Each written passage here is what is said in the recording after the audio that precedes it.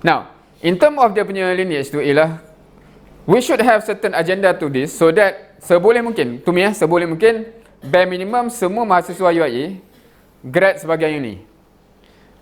Agree with that kind of goal ke? Kenapa pula nak target macam tu? Agree. Okay.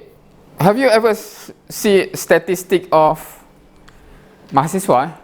Okay, you tahu tak setiap batch berapa setiap batch SPM berapa ramai orang? Cuba Google, user ke ChatGPT.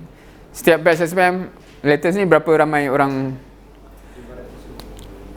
Roughly 500,000, betul? Yang terbaru apa? Dia fluctuate lah, tapi rasanya kadang-kadang 600, kadang-kadang 500, betul? Ada yang jumpa? Ke tak?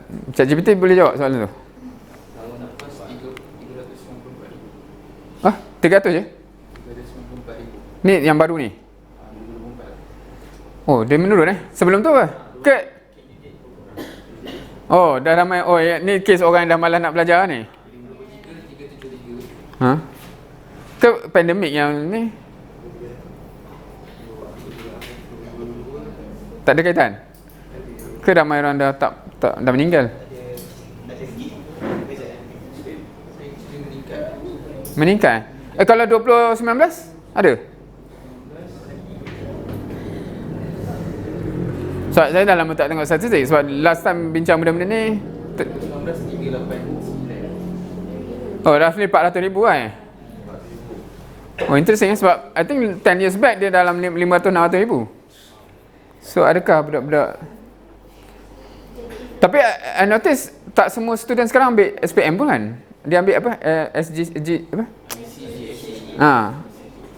Sebab dia ada jumpa yang baru masuk CFS dekat Gombak ni. A set of student yang memang tak ambil SPM. Sebab dia rasa macam tak perlu. Tak tahulah itu menyumbang ke tidak. Sebab international school Okay, tak apalah kita ambil 400k. Ada tak kalau tanya from this how many yang masuk semua universiti kumulatif? Dia boleh jawab? Dapat UVU ke yang dapat masuk universiti lah. Tak kisah local campur ni. Longgok sekali berapa? tahun lepas 150,000 yang daripada UVU. Normally ada something channel-channel lain, so kalau kita ada 200,000 lah.